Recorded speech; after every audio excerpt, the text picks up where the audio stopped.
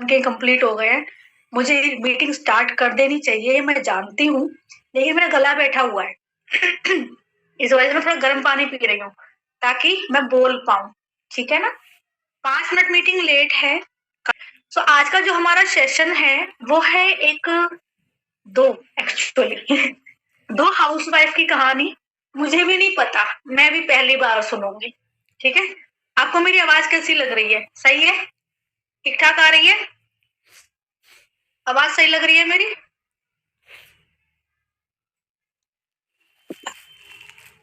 Okay, चलिए। तो आज जो कहानी है वो दो हाउसवाइफ की है। मेरे पास सिर्फ नाम आए हुए हैं, उनकी स्टोरी मैं भी पहली बार ही सुनूंगी, जैसे आप लोग सुनोगे ना ऐसे। तो जैसे कि अभी मोदी केयर बिजनेस आप लोग कर रहे हो, है ना? और हमारे साथ लगभग, जहां तक मुझे आइडिया है, 10,000 से ज्यादा फीमेल्स हमारे साथ में काम कर रहे हैं।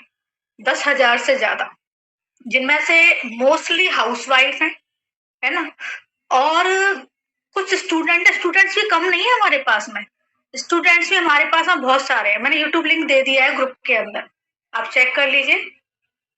हर एक ग्रुप के अंदर मैंने यूट्यूब लिंक दे दिया है, आपके अपलाइन से मांग लीजिए, वो दे देंगे आपको, ठीक है? तो हमारे पास में स्टूडेंट्स भी खूब सारे हैं, आप लोग देखते भी हो, मीटिंग्स में आते हैं वो, और लाखों में अपनी इनकम बताते हैं। हमारे पास हाउसवाइफ भी बहुत सारी है, और हमारे पास वर्किंग लेडी भी बहुत सारी है, जो गवर्नमेंट जॉब के अंदर भी हैं, जो प्राइवेट जॉब के अंदर भी हैं, जो जॉब को भी मैनेज कर रही हैं, घर को भी मैनेज कर रही हैं, और बिजनेस भी कर रही हैं। क्योंकि एक जो लेडी होती है ना, वो भले ही वर्किंग क्यों ना हो, लेकिन घर हर एक लेडी को संभालना पड़ता है। चाहे वो कमाती हो 10 लाख, लेकिन 10 लाख कमाने वाली हो चाहे 5 लाख कमाने वाली हो, घर हर एक लेडी को संभालना होता है। आप ये मत सोचना कि कोई पैसा कमाता तो घर नहीं संभालता, भाई घर संभालना होता है, सबको संभालना होता है, हम भी संभालते हैं, ठीक है ना? तो भाई एक जो वर्किंग लेडी होती है वो घर भी संभाल रही है, नौकरी भी कर रही है, और मोदी के बिजनेस को भी कर रही है, अच्छा खासा कमा रही है। तो हमारे पास में हर कैटेगरी के लोग। तो आज हम मिलेंगे दो हाउसवाइफ से, जो अपनी सफलता की कहानी आपके साथ शेयर करेंगी कि किस तरीके से इस बिजनेस के अंदर उनकी एंट्री हुई थी। देखो ऐसा है, जैसे आप लोग बोलते हो कि चैलेंजेस आ रहे हैं, मुश्किल हो रही है, तो चैलेंजेस हर किसी के सामने आते हैं, मुश्किल सबको आती है ना? लेकिन जो उन चैलेंजेस को फेस कर लेता है, जो उन मुश्किलों को फेस कर लेता है, सफलता वही हासिल करता है। सफलता आसानी से नहीं मिलती है। आप ये मत सोचो कि सफलता कोई गुड़ का पुआ है जो आप आराम से खा लोगे, ऐसा कुछ नहीं होता है। सफलता किसी को भी आसानी से नहीं मिलती है। जितने भी लोग आज सफल हैं, सभी लोगों ने चैलेंजेस को फेस किया हुआ है, सभी लोगों ने मुश्किलों को फेस किया हुआ है, तभी आज सफल है। और एक चीज और बता दूं मैं आपको, जितनी ज्यादा मुश्किल से आपको सफलता मिलेगी, उतनी स्टेबल होगी आपकी सफलता, उतनी ज्यादा स्टेबल। आसानी से मिल जाते हैं ना, कोई चीज रुकती भी नहीं है, रुकती नहीं है। जो चीज मुश्किलों से मिलती है वो रुकती है। जैसे आपके पास बहुत सारे एग्जांपल्स हैं, मुझे एग्जैक्टली नाम याद नहीं आ रहे। आपको वो कच्चा बादाम याद है? कच्चा बादाम, कच्चा बादाम। और आपको एक हिमेश रेशमिया के में एक लेडी ने गाना गाया था, वो लेडी याद है? उनको सफलता बहुत आसानी से मिली थी, रातों रात वायरल हो गए और रातों रात गायब भी हो गए। सही कहा ना मैंने? हाँ, रीना मंडेल, जो भी नाम उनका, मुझे एग्जैक्टली उनका नाम पता नहीं है। तो हिमेश रेशमिया के साथ में उन्होंने एक लाइन गाई थी, वो लेडी और एक कच्चा बादाम वाला पुरुष, दोनों रातों रात सफल हुए और रातों रात गायब भी हो गए, है ना? और जो लोग परेशानियों को फेस करके सफल हुए हैं, जितने भी लोग हैं जिन्होंने सफलता के लिए जितना बड़ा स्ट्रगल किया है, उतने ज्यादा स्टेबल है वो। सही बात है ना? सफलता पाने के लिए जिसने जितना ज्यादा स्ट्रगल किया है, उतना ज्यादा स्टेबल है। बहुत सारी हीरोइंस हैं, बहुत सारे हीरो हैं, क्रिकेटर हैं, बहुत सारे फील्ड में बहुत सारे लोग हैं जिन्होंने सफलता पाने के लिए बहुत ज्यादा संघर्ष किया। अभी आप हमारे जो प्रधानमंत्री है उनको देख लो, बचपन में चाय बेचते थे, आज प्रधानमंत्री हैं। लेकिन चाय बेचने से लेकर प्रधानमंत्री तक का जो सफर है वो मुश्किल रहा होगा, तभी तो लगातार प्रधानमंत्री हैं। आसान होता तो नहीं होते।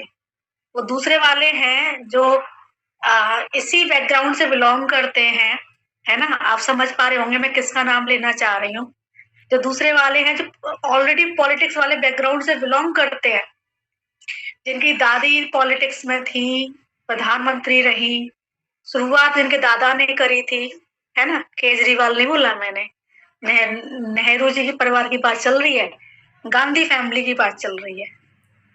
तो वो आपको आज अभी तक एक बार भी प्रधानमंत्री बने हैं? अभी तक एक बार भी बने हैं? क्योंकि उनको क्या सब कुछ आराम से मिल रहा था। उसी बैकग्राउंड में वो पैदा हुए थे। तो उनको सब कुछ आराम से मिल रहा था, तो नहीं हुए ना।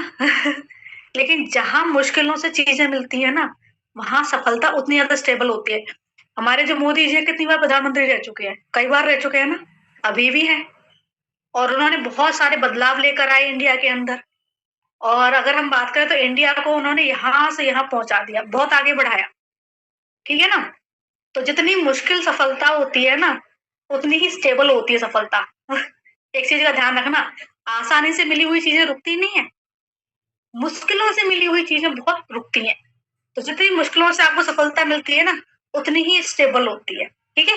तो चलिए अब हम देखते हैं, पॉइंट तो आपको क्लियर हो गया होगा। तो ये मिसअंडरस्टैंडिंग निकाल देना कि भैया इसको आसानी से मिल गया, इसका भाग्य अच्छा है, हमारा भाग्य खराब है, ऐसा कुछ नहीं होता। यहाँ पे जितने भी लोग बैठे हैं सबका भाग्य अच्छा है, क्योंकि आपका भाग्य अच्छा है ना, इसीलिए अपॉर्चुनिटी आपके हाथ में है। समझ में आ गया? जिनका भाग्य खराब है ना, अपॉर्चुनिटी उनके पास नहीं है। अगर आपके पास मोदी के अपॉर्चुनिटी है, तो सीधी सी बात है आपका भाग्य अच्छा है। अब आपको क्या करना है, सिर्फ भाग्य काम नहीं करता है, सिर्फ किस्मत काम नहीं करती है, उसके बाद बारी आती है मेहनत की। वो आपको करनी है, मेहनत करनी है, एक्शन लेना है, सफलता 100% आपको मिलेगी। समझ में आ गया? समझ में आ गया ना ये चीजें, कि आपको किस्मत अच्छी है तो अपॉर्चुनिटी आपके पास है। अब आपको क्या करना है, मेहनत करनी है, एक्शन लेना है, सफलता 100% है। तो चलिए अब हम मिलते हैं हमारी, अब मुझे ज्यादा नहीं पता, हो सकता है हाउस वाइफ हो सकता है वर्किंग लेडी हो, है ना? देखते हैं क्या है। मुझे नहीं मालूम कि हाउस वाइफ है या वर्किंग लेडी है। तो चलिए अब मैं जोरदार तालियों के साथ में इनवाइट करना चाहूंगी हमारी पहली हाउस वाइफ को, जो डेमोज के सेशन में भी आती है। आपने देखा होगा वो डेमो लेते हुए, काफी अच्छी लीडर है, काफी अच्छा बोलती हैं। और लेवल क्या है इनका, लेवल ये खुद ही बताएंगी।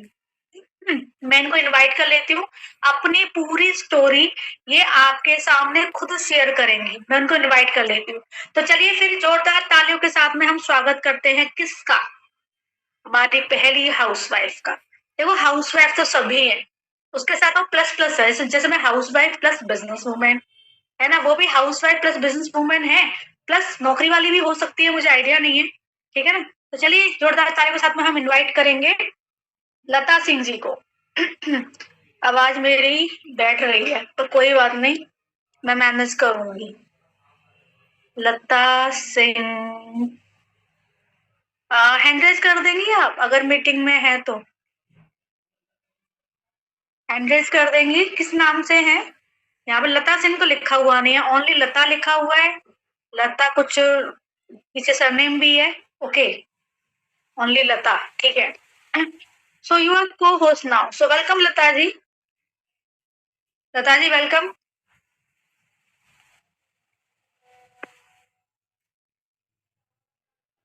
लता जी आप आगे, मैं आपको को होस्ट बनाया है, आप अपने आप को अनम्यूट कर लीजिए, कैमरा ऑन कर लीजिए। Good morning ma'am. Good morning Lata ji, कैसे हैं आप? मैं बिल्कुल ठीक हूँ मैम। ओके, बहुत अच्छा लगा आपको देख के, आपसे मिलके। और भी अच्छा लगेगा जब हम आपकी स्टोरी जानेंगे, क्योंकि हमें तो भाई कुछ ही नहीं पता। तो हम आपकी स्टोरी जानेंगे। सबसे पहले तो हम ये जानेंगे कि आपकी इस बिजनेस के अंदर एंट्री कैसे हुई थी, किस तरीके से आप इस बिजनेस में आई, है ना? वो आपको शेयर करना है हमारे साथ में। जब आपने पहली बार इस बिजनेस को देखा तो आपका क्या ओपिनियन था, वो भी बताना है। ठीक है? क्योंकि सबके अलग अलग ओपिनियन रहते हैं, किसी को ट्रस्ट होता है, किसी को नहीं होता है। ठीक है?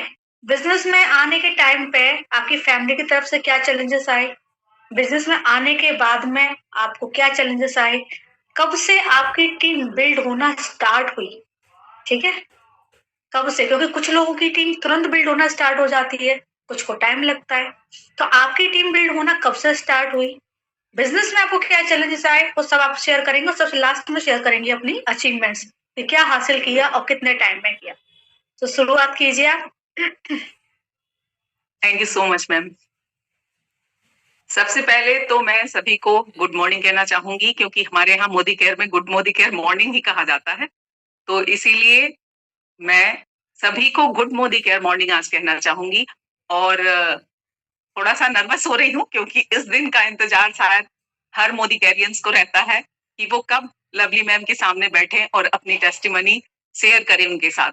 और मुझे आज ये मौका मिला है, तो मुझे बहुत फक्र हो रहा है, और मेरी टीम को भी हो रहा होगा, ये मुझे पक्का पता है। तो मैम, मैं ये कहना चाहूंगी कि जैसे आज की जो हमारी टेस्टिमनी होगी, शायद उसका इंक्लूड ये निकलेगा कि जो हम कहते हैं हमेशा कि मोदी केयर में सब कुछ संभव है, तो वो चीज मैं आज यहाँ साबित करूंगी कि मोदी केयर में सब कुछ संभव है। और दूसरी बात, आप कहते हो कि अगर आप यहाँ जुड़े रहे तो कुछ ना कुछ कर जाओगे, तो वो भी मैं साबित करूंगी कि हम यहाँ जुड़े रहे तो कुछ ना कुछ कर जाते हैं।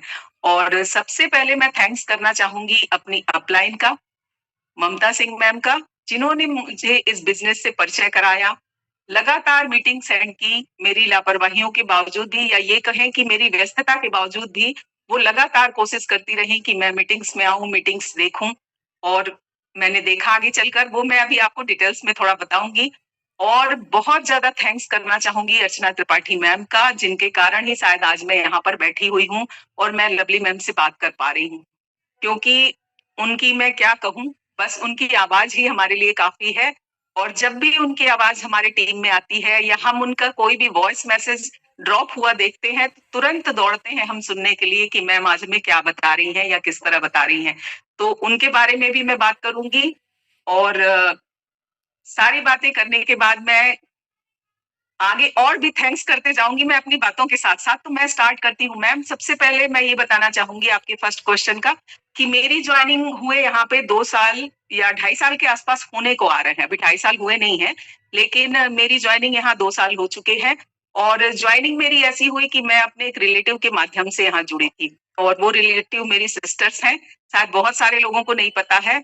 और आज मैं बताना चाहूंगी कि ममता सिंह मैम के थ्रू मेरी ज्वाइनिंग हुई थी। उन्होंने मुझे कहा, मैंने तुरंत छोड़ा हुआ था अपना स्कूल का काम। जैसा आप कह रहे थे कि शायद हाउसवाइफ हो, शायद वर्किंग हो, तो मैं बताना चाहूंगी कि हाँ, मैं स्कूल में टीचर थी और मेरा बहुत अच्छा जा रहा था। पर बेटा जब 10th में आया तो मुझे लगा कि अब उसको समय देना ज्यादा जरूरी हो गया है। वो बाहर जाएगा, अपने फ्यूचर के लिए तैयारी करेगा। तो हमें लगा कि मैं मेरे हस्बैंड ने मिलकर ये डिसीजन लिया कि अब हम इसको ड्रॉप करते हैं यहीं पे, और मैं बच्चे को टाइम दूंगी। तो मैंने, मई का टाइम था जब मैंने अपना जॉब छोड़ा था। उसके बाद मैं अगस्त में, मैम ने मुझे कहा कि आप यहाँ ज्वाइन कर लो, एक ऐसा ऐसा बिजनेस है। उन्होंने मुझे ओरली बहुत अच्छे से बताया। तो मेरा बस ये कहना था, मुझे कुछ इंटरेस्ट नहीं था, कोई भी इंटरेस्ट नहीं था मेरा। तो मेरा बस ये कहना था कि अच्छा ऐसा कुछ है क्या घर बैठ के? तो बोली हाँ बिल्कुल, घर बैठे करना है, ऐसी ऐसी बात है।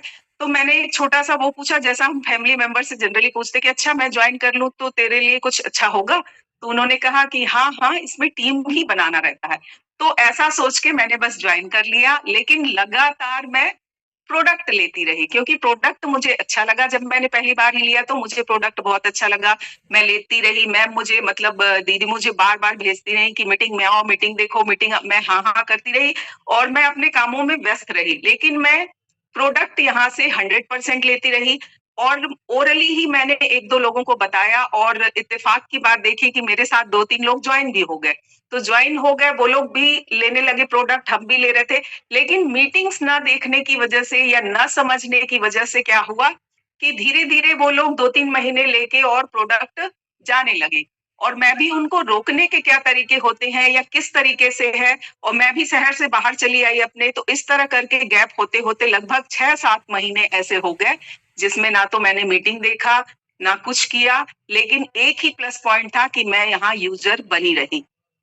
यूजर बने रहने का ये फायदा हुआ मुझे कि मैं अक्सर प्रोडक्ट लेने के लिए या उसके लिए अपने ऐप खोला करती थी, प्रोडक्ट देखा करती थी। उसी दौरान मुझे, उस समय शीतल मैम थी ममता मैम के ऊपर, तो शीतल मैम उस समय मुझे एक ग्रुप में जोड़ दी, उन्होंने बताया इस तरह लीड हम दे रहे हैं, आप लीड लो, बात करो। मैंने बात भी किया बिना मीटिंग्स वगैरह देखे भी, मैं बिजनेस को अच्छे से समझ लेती थी ये लोग से, तो मैं क्या करती थी, बात भी करती थी और बात करके 2-4 लोगों को ज्वाइन भी करा ली 6-7 महीने के बाद, सोचिए ऑनलाइन ज्वाइन करा ली थी।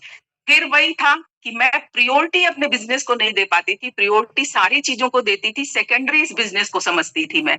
और इस तरह 7-8 महीने बीत गए और वही होता था कि लोग जुड़े, 2-4 दिन मैंने बहुत जम के काम किया, फिर 10 दिन गैप कर दिया, फिर 2-4 दिन काम किया, फिर ये किया। इस दौरान मेरे टच में एक मेरी डाउनलाइन आई, बहुत अच्छी डाउनलाइन जिसका नाम मैं यहाँ लेना चाहूंगी।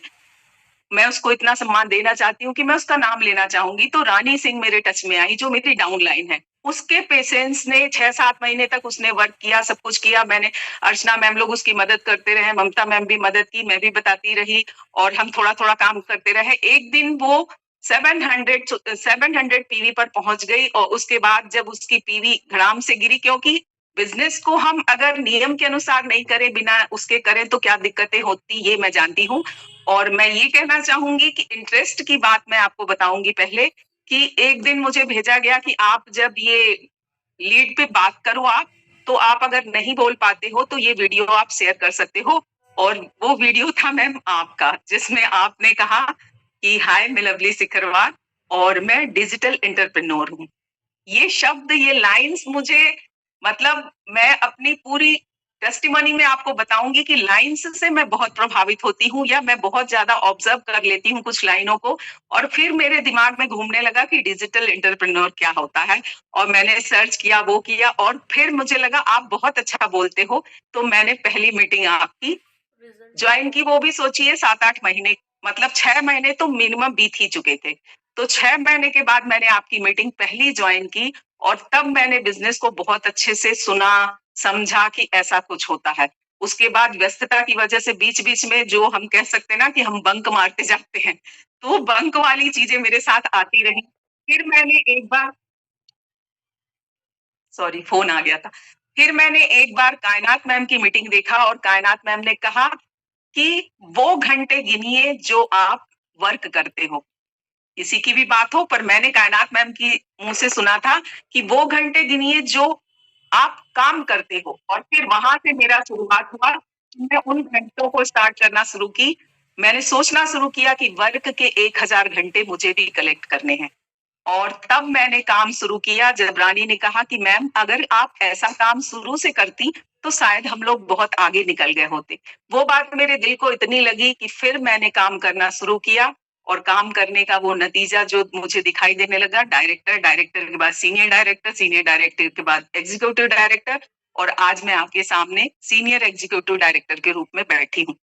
तो मेरे जो लाइफ है मैम, या मेरा जो बिजनेस में वो है, मैं ये कहूंगी कि पहली चीज यहाँ यही साबित होती है कि अगर आप यहाँ बने रहे तो कुछ ना कुछ जरूर कर जाएंगे। और ये आप अक्सर कहते हो कि यहाँ बने रहिए। तो मैंने अपनी देरी की वजह से, सब कहते हैं कि यहाँ 2 से 3 साल, लेकिन 3 साल का टारगेट की जगह मैंने अब 5 साल का टारगेट लिया कि 5 साल में मैं कुछ कर जाऊंगी, क्योंकि मेरा 2 साल तो मेरे ख्याल से यूं ही आते जाते ही बीत गया। तो इस तरह मैं इसमें ज्वाइन हुई। शुरू में ममता मैम भी न्यू थी, वो भी मुझे बताती रही, सब कुछ समझाती रही, बहुत अच्छे से बताती रही, सब करते रही। उसके बाद हमारी जो अपलाइन थी शीतल मैम, वो चली गई, सब कुछ वो हो गया। फिर मेरे को अर्चना मैम हमारी टच में आई। अर्चना मैम को कहते हैं सभी लोग, वास्तव में सही बात है कि उनको, वो एक ऐसी जौहरी है जो हर पत्थर को पहचान लेती है कि उसमें हीरा है या नहीं है। तो उसी तरह उनने लगातार मेरे टच में आई वो, और लगातार मुझे मोटिवेट करती रही, ऐसा करिए वैसा करिए, मीटिंग्स में लाना शुरू की, सब कुछ बताना शुरू की कि ऐसे ऐसे करना चाहिए। जब मैं ढीली पड़ती थी मैम मोटिवेशनल वो भेजती थी, मुझे बात करती थी। खुद रात में हम 11:30 बजे तक भी कई बार वो मुझसे बात की, बहुत ज्यादा मोटिवेट की। तो मैं कहूंगी वही चीज मैम की, एक जौहरी को ही हीरे की पहचान होती है शायद, तो उन्होंने मुझे पहचान लिया कि हाँ मैं कुछ कर सकती हूँ। तो इसीलिए मैं बहुत ज्यादा थैंक्स करूंगी ममता मैम का भी, और बहुत ज्यादा दिल से थैंक्स करती हूँ अर्चना त्रिपाठी मैम का। और सारे स्किल्स, सारे मोटिवेशन, सब कुछ धरे रह जाते मैम अगर आपने ये जमीन और ये आसमान तैयार नहीं किया होता। तो पूरी टीम की तरफ से आज मैं आपको थैंक्स करना चाहती हूँ। Thank you so much. अभी जैसे कि आपने बताया कि स्टार्टिंग में आप उतना ज़्यादा बिज़नेस को सीरियसली नहीं ले रही थी। आप मीटिंग्स वगैरह भी नहीं ले रही थी। बस ऐसे ही कुछ नोन जॉइन करा लिए, नोन चले गए, तो कुछ ऑनलाइन जॉइन करा लिए। क्योंकि आप टीचर रही हैं तो ऑब्वियसली आसानी से समझ लेती हैं और ईज़िली आपने प्रोस्पेक्टिंग कर ली। लेकिन जब आपने इस बिज़नेस को सीरियसली किया, तो आपके अचीवमेंट्स आते चले गए, है ना? क्योंकि आपने पहली मीटिंग भी जॉइनिंग के 6 बहुत मंथ देर बाद में लिया, कब तक ली थी पहली मीटिंग जॉइनिंग के? लगभग 6 महीने 4 महीने 6 महीने तो हो ही गए थे। मुझे प्रॉपर मीटिंग जो मैंने बैठ के लिया और सब कुछ नोट डाउन किया। तो आफ्टर 6 मंथ आपने 6 महीने बाद आपने मीटिंग ली और देन जब आपने सीरियसली काम किया, बिज़नेस को जी। फर्स्ट प्रायोरिटी दी और आपने सीरियसली काम किया, तो आपने ग्रोथ की। तो सीरियसली काम आपने कितने टाइम बाद स्टार्ट किया होगा, या फिर आप कभी सीरियसली काम देन बंक, फिर सीरियसली काम देन बंक, सीरियसली काम देन बंक, ये करते रहे? जी। यही बंक करते तो रहे? हाँ, बंक ही कहेंगे, लेकिन उसके पीछे वजह ये नहीं थी कि मेरी लापरवाही थी, उसके पीछे क्या थी, परिस्थितियाँ ज़िम्मेदार रहती थी। मैं अपने घर की अकेली बहू हूँ, है ना? तो सारी ज़िम्मेदारियाँ मुझे करनी रहती थी, तो मैं ये नहीं समझ पाती थी कि हम जो वर्क कर रहे हैं, उस वर्क को हम सबके साथ-साथ लेकर चलें, है ना? यहाँ पे मैं बहुत ज़्यादा थैंक्स अपने हस्बैंड को कहना चाहूँगी मैम, और आज इस प्लेटफ़ॉर्म से ज़रूर कहना चाहूँगी, क्योंकि लेडीज़ें जो होती हैं, वो अक्सर ये सुनने में आता कि मेरे हस्बैंड मना कर दिए, मेरे ये मना कर दिए, है ना? तो मैं आपको के इस प्रश्न का भी जवाब दे दूँ यहाँ पे कि सबसे ज़्यादा सपोर्ट मेरे हस्बैंड ने किया। शुरू में मैं वो लेती थी, फिर मैं उनसे कहती थी, "अरे यार, मैं तो 10 पे भी नहीं आ पा रही हूँ," क्योंकि मैं तो सिर्फ़ सामान लेती थी, कुछ और करती नहीं थी। वो कहते थे, "अरे कोई नहीं," मैं कहती थी, "पीवी पूरी नहीं हो पा रही है, कहाँ हो पाएगा?" तो वो कहते थे, "अरे ठीक है ना, क्या है इसमें? आंवले का टैबलेट है, मँगाओ मैं खा लूँगा। क्या है इसमें? नोनी जूस है, मँगाओ मैं पी लूँगा।" मतलब इतना ज़्यादा वो सपोर्ट करते थे, सारा पैसा मेरा घर से ही जा रहा था। लेकिन वो कभी ये नहीं बोले मुझे, "अरे लता तुम करो, कर लोगी।" उसके बाद दूसरा मैं बहुत थैंक्स कहना चाहूँगी अपने बड़े बेटे का। उम्र तो उसकी बहुत बड़ी नहीं है, 18 साल का ही हो रहा है अभी। लेकिन वो हमेशा कहता रहा कि मम्मा आप कर लोगे, मम्मा आप जो भी करना चाहते हो ना आप कर लोगे। करो मम्मा, ये मत सोचो कि छोटी चीज़ है, ये मत सोचो कि भाई मैं जब 15-20 हज़ार कमा रही थी और मैंने छोड़ा था, उसके बाद जो छोटे-छोटे चेक आते हैं ना, 299 से मेरी स्टार्टिंग हुई है क्योंकि मैं 60 पीवी डन करती थी। तो 299 से स्टार्ट जो हुआ था, वो फिर कभी कम, कभी ज़्यादा, कभी ऐसे आने लगा। तो उसको भी बहुत बड़ा थैंक्स कहूँगी मैं माँ, कि उसने हमेशा कहा मम्मा आप करो, आप जो ठानती हो ना वो आप कर लेते हो। ये कोई छोटी चीज़ नहीं है मम्मा, ये बहुत पावर है इसका, आप इसको समझो। और एक बहुत बड़ा थैंक्स अपने 14-15 साल, अभी तो 17 साल का हो गया, उस बच्चे को भी कहना चाहूँगी मैम, जो कहते हैं ना कि निंदक नियरे राखिए आंगन कुटी छवाए, बिन पानी साबन बिना सब कुछ धुल जाता है। तो मेरा छोटा जो बेटा है वो मुझे ऐसे टारगेट देता था, कहता अरे मम्मा आप 1000 कर लो तो देखें, आप तो 1000 नहीं कर पा रहे हो, छी छी आप नहीं कर पा रहे। वो जो टारगेट मेरे दिमाग में बैठा ना, फिर जब मैं 1000 देख मैं ले ली तो वो कहता था अरे आप 3000 तो कर ही नहीं सकते, 1 महीने में 3000 कर लो। अभी सोचिए एट प्रेजेंट जो मैं ले रही हूँ तो उसमें भी उसने मुझे हंस के कहता, माने वो इतना अच्छा मेरे लिए मोटिवेशन का काम करता है, इतना पावर देता है मुझे, क्योंकि मैं जानती हूँ कि दुनिया समाज कोई भी कुछ कहे उतना दिल को नहीं पहुँचता, जो घर के लोग या अपने दिल कहते हैं वो पहुँचता है। और वो ही नतीजा है आज की मैं ठान ली हूँ और मैं धीरे-धीरे आगे बढ़ती चली जा रही हूँ। और अब मुझे है कि नहीं में मुझे कुछ यहाँ से यहाँ ज़रूर करना है। तो ये चीज़ मैं कहना चाहूँगी कि जैसे टीम बननी स्टार्ट, लोग कहते हैं हस्बैंड ये नहीं, तो मैं तो ये कहूँगी कि आपने वो विश्वास जगाया ही नहीं कि आपके हस्बैंड आप पे बिलीव कर पाएँ कि हाँ, आप कर सकते हो। तो विश्वास जगाइए पहले उनमें कि हम जो करेंगे वो बहुत अच्छा करेंगे। इसलिए आज मैं अपने पूरे परिवार का, छोटा-सा ही परिवार है पर मैं उसका बहुत-बहुत थैंक्स कहना चाहूँगी कि आज मैं आपके सामने हूँ। और टीम बिल्डअप की बात मैं करूँ तो टीम बिल्डअप मेरी कैसे हुई, जब मैं काम करना स्टार्ट की। मेरी एक लेग थी और उस लेग से ही मैं काम करना स्टार्ट की, उस लेग पे काम किया। मैम ने मुझे कहा तुम बगल से लेग डालो क्योंकि तुम्हें 900 पीवी की नीड होगी। तो जो अर्चना मैम कहती थी, ममता मैम कहती थी, उसको अक्षरशः मैं सुना करती थी और मैंने प्रॉपर फिर मीटिंग देखी, हर एक मीटिंग देखी, हर एक मीटिंग से कुछ ना कुछ लिया मैंने। दक्षा मैम की मीटिंग से मैंने वो लाइन ले ली कि अगर आप ये मत सोचो कि आप खाना बना रहे, रोटी बेल रहे, ये कर रहे हो और तब आप हमारी बात सुन रहे हो, वो आपके दिमाग में आधी ही जाएगी, पूरी नहीं जाएगी। तो आप पहले सब कुछ बंद कर लो, दरवाजे खिड़कियां भी बंद कर लो। ये दक्षा मैम ने अपनी मीटिंग में एक बार कहा था, वो मैंने ले लिया। आपने एक बार कहा था कि आपको मीटिंग देने में इतनी दिक्कत क्यों होती है, आप लोग फटाफट मुंह धोइए, वो करिए, कपड़े अच्छे पहनिए, मॉर्निंग से पहन लीजिए, तैयार होके बैठ जाइए, जब बोला जाए आप सामने आ जाइए। तो आपसे मैंने वो लाइन ले ली। कायनात मैम ने कहा था कि अपनी मीटिंग्स के वो अपने काम के वो घंटे चुनिए जो जिस पे आपने काम किया है, दिन और महीने मत गिनिए। कायनात मैम से मैंने वो ले लिया। मधुरा मैम की मीटिंग मैंने देखा था, उनने कहा था कि टाइम अगर आपका काम नहीं खत्म हो पा रहा तो आप 7 बजे तक सोते क्यों हो, आप 5 बजे उठो और 5 बजे से वर्क करना स्टार्ट कर दो। तो सबके में से कुछ ना कुछ निचोड़ मैंने लिया और लाइंस मेरे लिए बहुत मायने रखती है मैम। तो लाइंस को मैं हमेशा किसी का भी कुछ सुनती हूँ, उसमें से वो लाइन ले लेती हूँ मैं जो मेरे बहुत काम की होती है। तो फिर मैंने इन सारी चीजों को देख के प्रॉपर मीटिंग अटेंड किया। पहले बहुत मीटिंग अटेंड किया, आज भी करती हूँ अटेंड। अभी कल भी एक मैम की मीटिंग थी, नाम ध्यान नहीं आ रहा, उनने भी बहुत अच्छी अच्छी बातें बताई, वो सारी चीजें। और मैं अपनी टीम को फिर बहुत अच्छे से देखना शुरू की, जैसे जैसे मैम लोग, मेरी अप्लाइड अर्चना मैम ने मुझे बताया कि इस तरह देखिए, इस तरह बिजनेस के प्लान को मेंटेन करिए, ममता मैम ने बताया, तो ये चीजें मैं लगातार उनकी मने डुप्लीकेशन जो हमारे में कहा जाता है वो डुप्लीकेशन मैं करती हूँ। जो कहा जाता है कि भाई अपना स्किल यूज करिए, लेकिन आप अपनी अक्ल, अक्षिदत्ता मैम के यहाँ से या दिग्विजय सर हमेशा कहते हैं कि भाई मंदिर में चप्पल और मोदी के घर में अक्ल दोनों बाहर रख के आना चाहिए। तो उसको भी मैं फॉलो करती हूँ। मतलब मैं अपने अप्लायंस में जो सबसे मेन चीज थी वो मैंने चुरा के अपने पास रखी और फिर मैंने इसको क्या किया, बिल्डअप करना शुरू किया।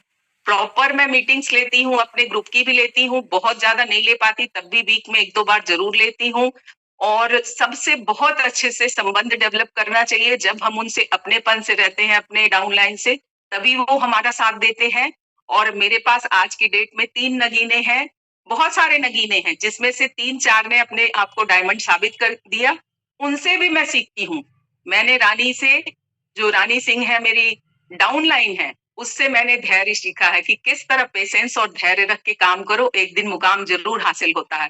शिल्पा गिरी मेरी बहुत अच्छी डायमंड है, उससे मैं सीखी हूँ कि जुनून किस हद तक रखना चाहिए कि हमें कुछ हासिल करना है। पायल सोनी, ज्योति बाला मेरी बहुत अच्छी डायमंड है, वो बताती है कि कैसे डुप्लीकेशन अक्षर से किस तरह अपने जो भी हमारे अपलाइन है उनको पालन करना चाहिए। और बहुत सारे डायमंड है मेरे, उसमें बहुत सारे नगीने हैं, सबका नाम नहीं ले पाऊंगी लेकिन सबको थैंक्स जरूर करूंगी। अभी हमें ये जानना है, वैसे तो आपको 2.5 साल हो गया है, आवाज पहुंच रही है ना मेरी? कौन हो गया? जी, वैसे तो आपको 2.5 साल हो गया है, ठीक है ना, लेकिन आपका वर्किंग टाइम कितना है? बंक बंक किया उसको हटा देना और वर्किंग टाइम प्लस करके जरा मुझे आप आइडिया दे सकती है कि वर्किंग टाइम आपका कितना है? मेरा वर्किंग टाइम मेरे ख्याल से मैम जैसे 2.5 साल अभी कंप्लीट नहीं हुए, होने को है 2 साल 4 महीने, 4-5 महीने हो रहे हैं। तो इसमें से कम मैं साल भर को मानूंगी कि मैंने जम के काम किया है। जम के काम मैं इसलिए कह सकती हूँ, बाकी छोटे छोटे वर्क पहले करते रही हूँ, लेकिन जम के काम मैं इसलिए कहूंगी कि तब मैं प्रॉपर, मतलब मुझे कब कोई भी डाउनलाइन जो है मैसेज कर रहा है या अपलाइन कर रहा है, प्रॉपर मैंने सब चीज पे ध्यान रखा। सबसे पहले अपने टाइम को मैनेज किया, तो वो मेरा लगभग मेरे ख्याल से 1 साल से ज्यादा से मैं वर्कअप करना स्टार्ट किया। 1 साल मान के चलिए मैंने वर्क किया है और 1 साल का ये नतीजा है। एक चीज और हम क्लियर करना चाहेंगे आपसे, जैसे कि जब आपने प्रॉपर तरीके से काम नहीं किया तो टीम बना भी ली और टाइम नहीं दे रहे थे इसलिए टीम टूट भी गई, देन फिर से टीम बना ली, ठीक है ना, क्योंकि आपके अंदर क्वालिटी थी तो आप आसानी से टीम बना लेते थे। बट आप ध्यान नहीं दे रहे थे तो टीम टूट भी जाती थी। लेकिन जब आपने प्रॉपर तरीके से काम किया तो क्या ग्रोथ दिखी आपको? लगातार आप आगे बढ़ते चले गए, क्या ग्रोथ दिखी आपको जब आपने प्रॉपर तरीके से किया था? बिल्कुल दिखी मैम। मैं बता रही ना कि जब मैंने काम को सीरियसली लेना शुरू किया तो मेरे पास एक 16 लेवल पे एक ही सिर्फ एक लेग थी मेरी, और उसमें मेंबर जो मेरी नीचे थी वो 16 लेवल पे आने को थी और मैं भी आ गई थी।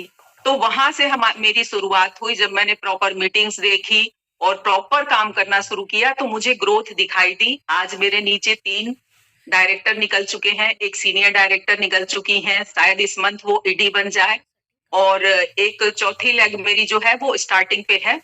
और मैं इधर मेरा ध्यान था कि इनका डायरेक्टर लेवल अचीव कराना मेरी जिम्मेदारी थी, क्योंकि मैं इनको बिजनेस में लाई थी, तो वो मैंने कर लिया। और अब मेरा बहुत जल्दी मैं अच्छे खासे इनकम पे भी पहुंचूंगी, क्योंकि मेरी एक डाउनलाइन जो है वो बहुत जल्दी ही ईडी भी बन जाएगी। ओके, एक चीज और, जैसे कि आपने बोला कि 1 ईयर आपने काम किया तो आप ईडी बन गए। अब जैसे कि आपने जॉब में कितने साल काम किया होगा, जो आप टीचिंग लाइन में थे, उसमें कितने साल दिए टीचिंग लाइन आपने? मेरा जी, टीचिंग लाइन मेरा ऐसा रहा मैम कि मैं बिफोर मैरिज भी कुछ समय तक टीचिंग लाइन की हूँ, अपने बीएससी एमएससी के साथ-साथ करती थी। फिर मैरिज के बाद वो तो मोस्टली छूट ही जाती है और उसके बाद फिर बच्चे वगैरह थे, तो बीच-बीच में गैप करके मैंने किया है वर्क, लेकिन मेरे ख्याल से टोटल वर्क को अगर मिलाऊँ टीचिंग को, तो मेरा 7 से 10 साल का एक्सपीरियंस है मेरे पास। ओके, 7 से 10 साल का आपके पास टीचिंग लाइन का एक्सपीरियंस है, जिसमें आप जी। बोल रही थी 15,000 20,000 के आसपास आपकी इनकम थी, है ना? जी, मैंने जो पहली बार मैरिज के बाद जो मैंने छोड़ा मतलब घर के ज़रूरतों के हिसाब से, तो उसमें संभवतः आज मैं अगर वहाँ करती रहती, वो सेमी गवर्नमेंट था, तो मैं करती रहती तो शायद मैं आज 40-50 के आस-पास पहुँच सकती थी। ओके, लेकिन अभी आपने 15,000 तक लिए, 20,000 जी, तक लिए? ओके, जी, तो आपने 7 साल या 10 साल का समय दिया, 7 टू 10 इयर्स मान लेते हैं, ठीक है? 7 साल भी हो जाते हैं, 10 साल भी हो जाते हैं। तो 7 से 10 साल का आपने समय दिया और इनकम पे आप पहुँचे 15, क्योंकि अभी 15,000 तो लिए आपने। हाँ, अभी 15,000, पिछला जो मैं लिखूँ तो वो 15 के ही था। 15,000 लिए हैं। अभी आपको यहाँ 1 ईयर आप बता रहे हो वर्किंग टाइम। जी, वर्किंग टाइम आपका 1 ईयर हुआ है। क्या उस फिगर पर आप पहुँच गए? बस उससे ज़्यादा पे पहुँचने वाली हूँ मैं। उससे ज़्यादा उस पहुँचने फिगर वाले के हैं। तो बहुत करीब हूँ, लेकिन उससे ज़्यादा पे पहुँचने वाली हूँ। अब ज़रा आप मुझे एक बात बताइए, 1 ईयर एंड आप उस फिगर पे पहुँचने वाले हो, जो फिगर आप वहाँ छोड़ के आई हो, ठीक जी, है ना? जिसके लिए आपने 7 साल दिए, हम 7 ले लेते, 10 भी नहीं लेते, 7 ले ठीक, लेते हैं, जिसके लिए आपने 7 साल दिए और जी, आप 15,000 पे पहुँचे। अभी आपने 1 ईयर दिया है, आप उस फिगर पे पहुँच गए हो और जहाँ तक आप ईडी बता रहे हो अपने आप को, तो ऐसी डी सीधी-सी बात है, एसईडी हो आप? ओके, वेरी गुड, एसईडी हो। तो सीधी-सी बात है, जब एसईडी हो तो 3 डायरेक्टर लैग आपके डाउन में हैं, जिनको जी। आप साल के अंत तक आराम से एलबी निकाल सकते हो, आराम से। इसका मतलब जहाँ तक मुझे एलपीडी अभी आइडिया है, निकालूँगी मैम, इसी मंथ निकालूँगी। इसी महीने निकालेंगे, ठीक है। जी, तो जहाँ तक मुझे आइडिया है, इस साल के एंड तक आपकी इनकम 1 लाख के आस-पास पहुँच जाएगी। तो 2 इयर्स 1 लाख, है ना? और 7 इयर्स 15,000। आपको क्या लगता है कि यहाँ पे अगर आप 7,000 देते तो कहाँ हो? सॉरी, यहाँ पे अगर आप 7 इयर्स देते तो कहाँ होते? ये तो मतलब ये तो सिद्ध हो चुका मैम कि अगर यहाँ पे डट के काम किया जाए और पर डे के उसमें से अगर हम 3 से 4 घंटे भी इसको देते हैं और वो 3-4 घंटे हमको बैठ के तो नहीं देना रहता है कि हम बैठे रहें 3-4 घंटे। वो हमको अपने काम करते हुए देना रहता है। रोटी बनाते हुए देना रहता है, बर्तन धोते हुए देना रहता है, बिस्तर ठीक करते हुए देना रहता है, बच्चों को नाश्ता कराते हुए, यानी हर ईच एंड एवरीथिंग जो हम घर में करते हैं, वो करते हुए समय दिया है मैंने और अगर मैं वो करती तो शायद बहुत अच्छा कर जाती। ये चीज़ मैं अच्छे से समझ गई हूँ, इसीलिए मैं आज यहाँ टिकी हुई हूँ, क्योंकि मुझे यहाँ कुछ करना है। तो मैंने कहा ना कि 3 साल अगर कोई यहाँ जम के रह जाता है और मेहनत कर जाता है, तो दुनिया की कोई ताकत उसे सक्सेस से नहीं रोक सकती है। मैंने स्टार्टिंग के जो टाइम बेकार कर दिए, उसी के लिए मैंने 5 साल का टारगेट लिया यहाँ। तो यहाँ अगर कोई मेहनत वास्तव में करता है, तो उसके सपने सच होंगे ही होंगे, दुनिया की कोई ताकत उसको रोक नहीं सकती है। ओके। अभी जैसे कि आप एसिडी लेवल पे हैं एंड उस फिगर के आसपास पे आउट ले रहे हैं 15,000 के आसपास। एलबी लाइन निकलते ही इनकम जंप होकर 30,000 हो जाएगी। ठीक है ना? लेकिन अभी जैसे मैं जानना चाहती हूँ, ये तो आपने हमें बता दिया कि आप कौन-सी इनकम ले रहे हैं। बट अभी मैं आपसे ये भी जानना चाहती हूँ कि आपके सपने क्या हैं? अभी आपके गोल्स क्या हैं इस ईयर के, नेक्स्ट ईयर के, आने वाले, जैसे आप 5 इयर्स का गोल लेके चल रहे हैं, जब 5वाँ साल कंप्लीट होगा तो तब आप अपने आप को कहाँ पे देखना चाहते हैं? मैम मेरा ये है कि नेम फेम तो मुझे लाइफ में खैर बहुत मिला हुआ है। पहले से ही जैसे मैं आपको बताई कि मैं टीचर भी रही हूँ, मैं रेडियो में अनाउंसर भी रही हूँ, कैजुअल नेशनल रेडियो पे कैजुअल के तरीके से। तो नेम और फेम मुझे मिला हुआ है, मुझे बहुत सारे लोग जानते हैं, मेरे पढ़ाए बच्चे आज डॉक्टर भी हैं, कई बाहर भी हैं, क्योंकि मैं खुद उसमें थी जैसे बीएससी एमएससी कर रही थी तभी मैंने जॉइन कर लिया था, तो मैं अपने से 3-4 साल बड़े बच्चों को भी पढ़ाई हूँ। तो वो आज डॉक्टर वगैरह बन चुके हैं, तो नेम फेम की तो मुझे वो नहीं है। लेकिन क्या है कि जैसे लोग मोस्टली कहते हैं ना हाउसवाइफ है, तो ये वर्ड भी मुझे पसंद ही नहीं है। एक्चुअली आपको बताऊँ तो, मैं मुझे लगता है हम हाउस की वाइफ नहीं हैं, हम होम मेकर हैं। या फिर हम होम मैनेजर हैं, है ना? तो अगर हम होम मैनेज कर सकते हैं, अगर हम फैमिली मैनेज कर सकते हैं, हम पूरी की पूरी एक खानदान मैनेज करते हैं, अगर मैं गलत नहीं हूं तो हम कहीं जाते हैं जहां पर ब्याह होकर शादी होकर, तो पूरे एक उससे जनरेशन से हमारा वो स्टार्ट होता है।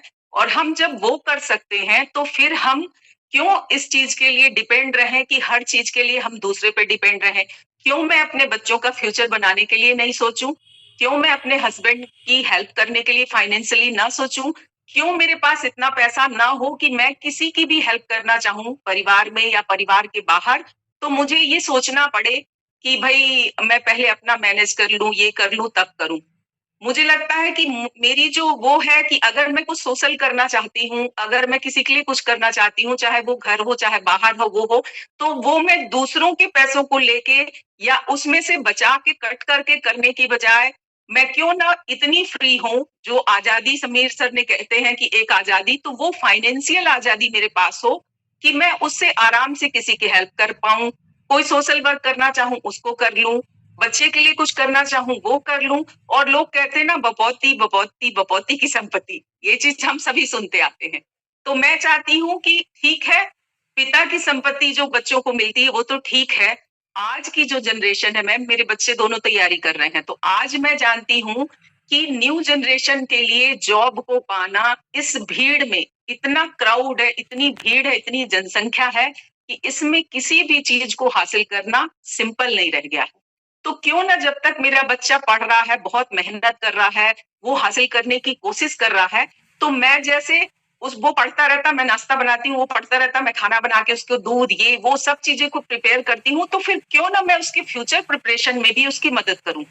अगर मैं एक मजबूत आधार बना के अपनी आईडी उसको ट्रांसफर कर सकती हूँ, तो वो पिता की संपत्ति के साथ साथ फ्यूचरिस्टिक एक माँ की तरफ से भी जो सही मायनों में आज के जनरेशन में देने की जरूरत है मैम, मैं मानती हूँ कि ये वो बहुत जरूरी है। हम बच्चों को खाना पीना, क्रीम पाउडर, ये सब चीजें दे देते हैं, बादाम है, ये है, सब देते ही देते हैं, लेकिन एक माँ होने के नाते आज जो चल रहा है समाज में या जैसा चल रहा है, उसके हिसाब से हमें बच्चे को एक मजबूत फ्यूचर भी देने की कोशिश करना चाहिए। और इसलिए मैं चाहती हूँ कि मैं कुछ ऐसा कर जाऊं कि बच्चों को वो चीज जो हो, उनके फ्यूचर बनाने में काफी सपोर्ट मिले उससे। तो मेरा मेन उद्देश्य यही है। ओके, सो आपका ये उद्देश्य है कि आप अपने बच्चे का फ्यूचर बनाना चाहते हैं। तो ये बात बिल्कुल सही है। जब आज के टाइम का जैसे हमारी जो जनरेशन है, हमारी जनरेशन में बहुत सारे लोग बेरोज़गार हैं, तो आने वाली जनरेशन में तो और ज़्यादा मुश्किल होने वाली है। बहुत मुश्किल है मैम, जो ये तैयारी कर रहे हैं डॉक्टर, इंजीनियर, ये सब की जो तैयारियां कर रहे हैं ना, जिनके बच्चे कर रहे होंगे, उनको पता है कि इस भीड़ में बहुत ज्यादा क्वालिफाइड, बहुत ज्यादा काबिल होने के बाद भी इस भीड़ में पीछे ही रह जा रहे हैं। तो उनके लिए हमें सोचना, अगर हम वास्तव में अपने बच्चों का चाहते हैं, उनसे वास्तव में प्यार करते हैं, उनको वो करते हैं, तो हर लेडीज को मैं कहना चाहूंगी, हर घर बैठी महिला को, क्योंकि सबसे अच्छी बात है कि यहाँ क्वालिफिकेशन की नीड नहीं है, यहाँ टाइम अलग से देना नहीं है, कोई भी कैटेगरी नहीं बंधी है इस बिजनेस के लिए कि आप इस कैटेगरी में आओगे तभी बिजनेस करोगे। सबसे अच्छा तो मोदी केयर का यही चीज मुझे लगा कि कोई कैटेगरी का बाउंडेशन नहीं है यहाँ, कि आप इतने क्वालिफाइड हो, आपके पास इतना समय होना चाहिए, आपके पास महंगे फोन होना चाहिए, ये होना चाहिए, वो होना चाहिए, कुछ नहीं है आपके पास, फिर भी आप इस बिजनेस को बिल्डअप कर सकते हो। तो क्यों ना हम अपने बच्चों की फाइनेंशियल फ्यूचर बनाने में मदद करें। और मैं ये सब चीज़ हमारी समझ में आ गई कि आपका गोल है, आप अपने बच्चे को मजबूत आधार देना चाहती हैं, जी, ठीक है? फाइनेंशियली भी पैसा कमाएँगी, वो भी हेल्प करेगा और आईडी तो आपकी है ही। ओके, अभी जैसे कि ये तो हमें क्लियर हो गया कि आपका गोल क्या है, मकसद क्या है।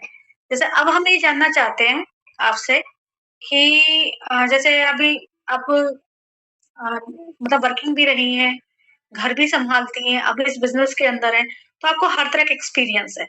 तो उस एक्सपीरियंस के आधार पे आप हमारी जो यहाँ पे बैठी हुई हैं फीमेल्स, उनको क्या सलाह देना चाहेंगी? एक लाइन में बताइए। जी।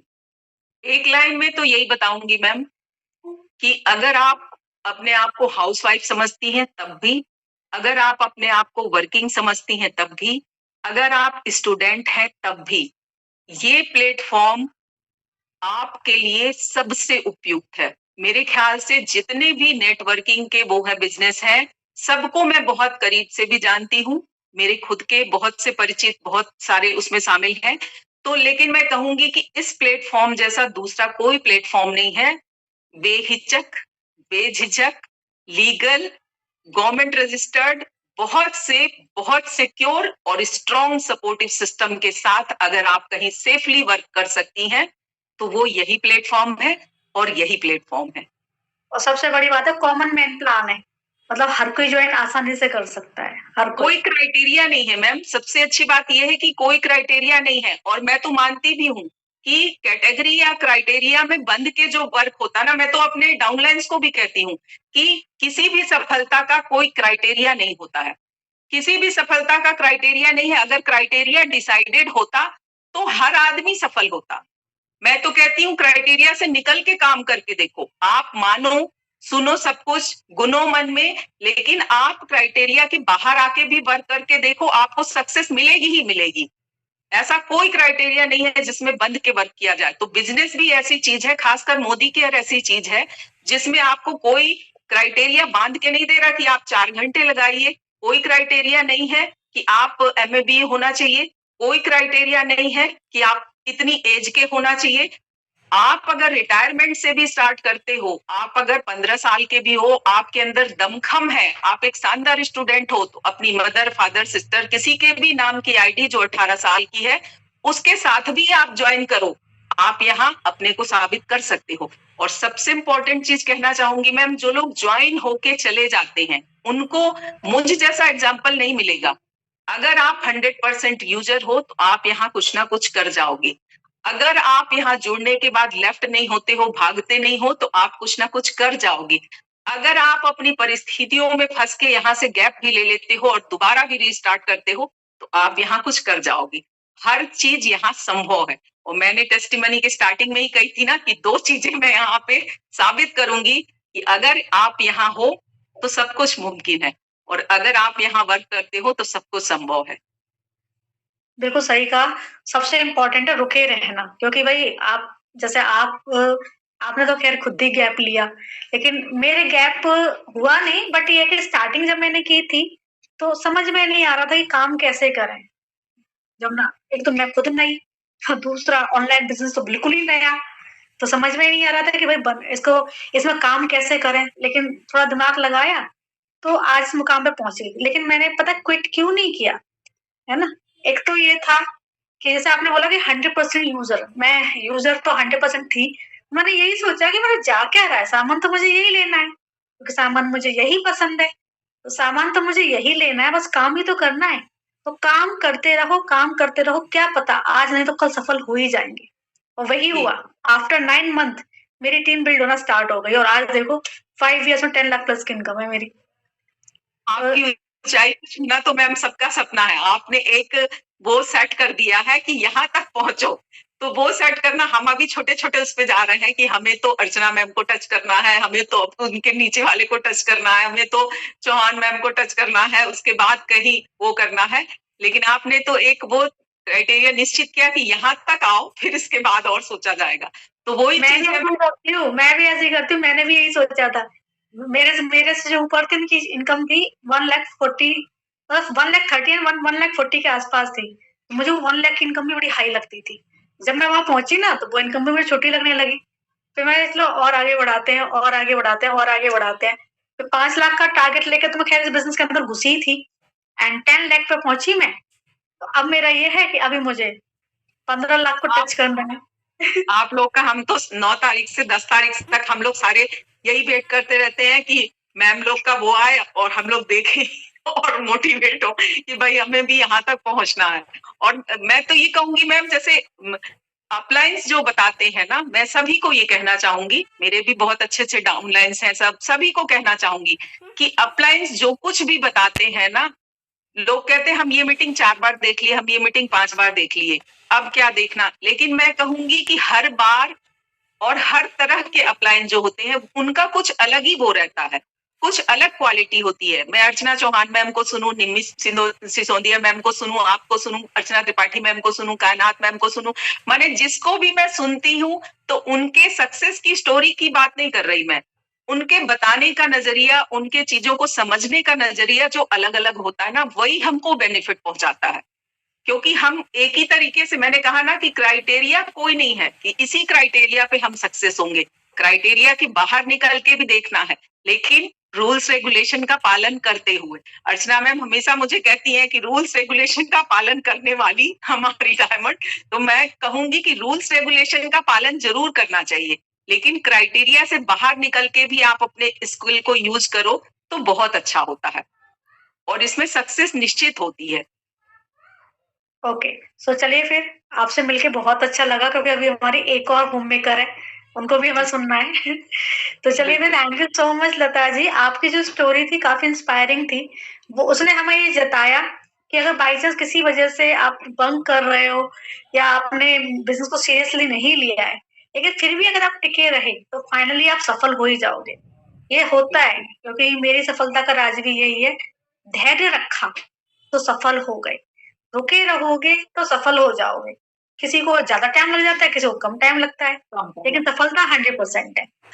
बिल्कुल मैम, और वो समय जो कम और ज्यादा लगता है ना मैम, उसके लिए कई बार परिस्थितियां जिम्मेदार होती। तो हमको परिस्थितियों का गुलाम नहीं होना चाहिए, हमको उसका सोल्यूशन निकाल लेना चाहिए। जैसे अर्चना मैम के पास सोल्यूशन होता है ना हर चीज का, लीड नहीं मिल रही तो भी सोल्यूशन है, लीड काम नहीं कर रही तो भी सोल्यूशन है, डाउनलाइन काम नहीं कर रहा तो भी सोल्यूशन है। सब चीज प्रॉब्लम हम लोग उनके सामने उड़ेल देते हैं और मैम सोल्यूशन दे देती है। तो मैं ये कहती हूँ कि जब हमसे सॉल्व ना हो तो हम दूसरों से खुल के बात कर लें तो सोल्यूशन मिल ही जाता है। और चलते चलते मैम इस मंच से सबका बहुत बहुत थैंक्स करूंगी, सारी अप्लायंस का दिल से थैंक कहूंगी, आपका दिल से थैंक्स कहूंगी इस जमीन और आसमान को बनाने के लिए, जिसमें हम पैर रख के और खुली उसमें सांस लेंगे। और लास्ट में अपने सारे डाउन लाइन्स का बहुत थैंक्स कहना चाहूंगी, और समीर सर को भी बहुत बहुत थैंक्स जो उन्होंने लेडीजों के लिए ये प्लेटफॉर्म बनाया। Thank you so much ma'am, कि आपने अपना कीमती टाइम हमें दिया, काफी कुछ सीखने को मिला आपसे। Thank you so much. Thank you. चलिए 56 हो गया है, हम कोशिश करेंगे 20 मिनट्स में हमारी जो नेक्स्ट लीडर आ रही हैं उनको सुन लें। तो चलिए जोरदार तालियों के साथ में हम स्वागत करेंगे एक और होम मेकर का, जिनका नाम है ऋचा जी। अभी मुझे पता नहीं है भाई कौन है, आएंगी तभी पता चलेगा। ठीक है ना, तो चलिए फिर हम ऋचा जी को इनवाइट कर लेते हैं, जोरदार तालियों के साथ में स्वागत करेंगे हम ऋचा जी का। अभी हमने सुना था लता जी को, जिनको सुन के हमें बहुत अच्छा लगा, बहुत सारी नॉलेज हमें मिली। अब हम सुनेंगे ऋचा जी को, ठीक है। चलिए फिर मैं इनको को होस्ट बना देती हूँ। So welcome Richa ji, unmute कर लीजिए, कैमरा ऑन कर लीजिए। Good morning ma'am. Good morning Richa ji, कैसे हो आप? मैं ठीक हूँ मैम, आपकी तबीयत कैसी है? बढ़िया, फर्स्ट क्लास। ओके, वैसे भी मुझे है ना मेरी टीम को देख के तबीयत अच्छी हो जाती है। मैं ये कहती हूँ कि इंसान अगर बीमार हो ना तो उसको है ना बेड नहीं पकड़ना चाहिए, उसको क्या फोन पकड़ना चाहिए और टीम के टच में रहना चाहिए। मीटिंग्स सबसे ज्यादा एनर्जी देती है किसी भी इंसान को। जी मैम, ये तो है। और टीम के साथ टच में रहना और भी ज्यादा एनर्जी देता है। अगर कोई ले ना तो पूरे दिन मोटिवेट रहेगा वो। जी मैम। तो मैं तो ये है कि तबीयत खराब होने में बेड की बजाय अगर फीवर ज्यादा आ रहा हो तो अलग बात है, नहीं तो फिर बिजनेस करना पसंद करती हूँ। सो अभी हम जानना चाहेंगे आपकी कहानी, क्योंकि सीरियसली मुझे भी कुछ नहीं पता। रात में तो हमने प्लान किया था कि आज हम सेशन लेंगे। ठीक है, सो मुझे भी आपकी स्टोरी नहीं पता है कि आप कहाँ से आई हैं, कौन है, क्या है। तो आप हमें पूरी स्टोरी अपनी शेयर करेंगे, किस तरीके से आपकी इस बिजनेस के अंदर एंट्री हुई, एंड सब कुछ सच बताएंगे ना, छुपाना नहीं कुछ भी। भले आप फैमिली के अंदर बैठे हो फिर भी। जी क्योंकि आपकी नजरें है ना वो सामने जा रही हैं, इसका मतलब सीधी सी बात है कोई सामने बैठा है। ओके, तो आपको क्या करना है, फर्स्ट तो आपको ये बताना है कि आपकी इस बिजनेस में एंट्री कैसे हुई, इस बिजनेस को लेके आपका ओपिनियन क्या था। तो सबका होता है, किसी को ये फ्रॉड लगता है तो किसी को विश्वास होता है ना। बहुत सारी फीमेल्स आते हैं जिनको शुरुआत में विश्वास ही नहीं होता, फ्रॉड लगता है उनको। जब मैं आई थी तो मैं तुम्हें पूरे विश्वास के साथ आई थी। ठीक है ना, आपका क्या ओपिनियन था, किस तरीके से आपकी एंट्री हुई थी, क्या आसानी से आप आ गए या मुश्किलों से आए आप? फिर जब आप आए तो फैमिली की तरफ से क्या चैलेंज रहा, बिजनेस में जब आए तो टीम क्या तुरंत बनना स्टार्ट हो गई, टीम बनने में क्या चैलेंज रहा और अभी सफलता कितनी मिल चुकी है आपको? कहाँ पहुँच जी। चुके हो और कितना टाइम लिया है आपने? जी मैम। सब कुछ स्टेप बाय स्टेप आप हमारे साथ शेयर करें। तो स्टार्ट करें एंट्री से।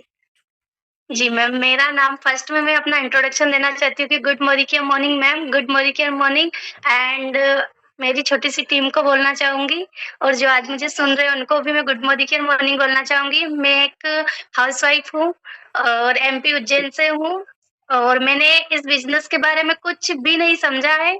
बस एक मेरी जो छोटी बहन थी वो मेरे को इंस्टाग्राम पे एक बता रही थी कि देखो, ये 5,000 घर बैठे कमा रही है, तो इससे तो आप मतलब अच्छा ही हो, मतलब अच्छा दिखते हो, अच्छा कर लोगे। तो मैंने बोला कि फिर मेरे दिमाग में बस पता नहीं क्यों वो बात घुस गई कि मुझे वर्क करना ही है। तो मैंने पहले एक में मैसेज डाल दिया कि हाँ, येस मैं करूँगी। अब वो पता नहीं कि कौन-सा था, अफिलिएट मार्केटिंग थी कि क्या था, मैंने उसको जॉइन किया। जॉइन करने के बाद में उन्होंने डायरेक्ट एक मुझे यूट्यूब लिंक दिया, यूट्यूब लिंक देने के बाद में डायरेक्ट उन्होंने मेरे से बोला कि ये कोर्स खरीद लो। अब मुझे तो लगा डर क्योंकि मैंने तो कभी किया नहीं था। तो फिर उसके बाद हुआ, मैंने मेरी छोटी वाली बहन को बताया कि देख ना पढ़ ये क्या बोल रही है, मेरे को समझ नहीं आ रहा है। तो बोले कि ब्लॉक करो। ब्लॉक करो, फिर हमने देखा मेरी जो मैम है कायनात मैम का, उन्होंने करवाया था इंस्टाग्राम पे नेहा ताशी जी से उनका, तो मैंने उनको जी, तो उन्होंने कहा कि आप बोले कि ये ज़ीरो इन्वेस्टमेंट वाला वर्क है। मैंने बोल दिया कि मेरे को ये करना है। मैंने कहा ठीक है, मैंने येस लिख दिया उसमें मेरे पास 20 आवर्स में मेरे पास कॉल आ गया कि हम मेरी अपलाइन ने ही कॉल किया मुझे और बताया कि क्या आप क्या करती हैं? तो मेरी मम्मी भी थी, मेरी नानी भी थी। मैंने उनके सामने ही कॉल उठाया कि मैम मैं एक हाउसवाइफ हूँ और मैं ये वर्क करना चाहती हूँ, तो क्या है इसका? बस उन्होंने मैम ने शॉर्ट में मुझे प्लान बताया कि ये जो वर्क है घर बैठ के करना है और आपको मतलब रोज़मर्रा का सामान लेना है। बस मैंने इतना सुना और फिर मैंने बोला कि मैम ये मेरे को वर्क करना है। क्योंकि रोज़मर्रा का सामान क्या है? तेल, हल्दी, मसाला, क्रीम पाउडर तो ये हम दुकान से भी लेके आते हैं।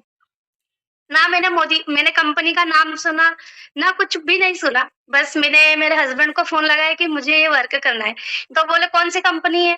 मैम ने कहा कि चाहे तो आप गूगल पे सर्च कर लो। तो मैंने मेरे हस्बैंड को कहा कि ये मोदी केयर है और आप गूगल पे सर्च कर लो। तो बोला हस्बैंड ने बोला कि ठीक है, पहले मैं पूछूँगा किसी से। तो मेरे हस्बैंड ने कहा पूछूँगा।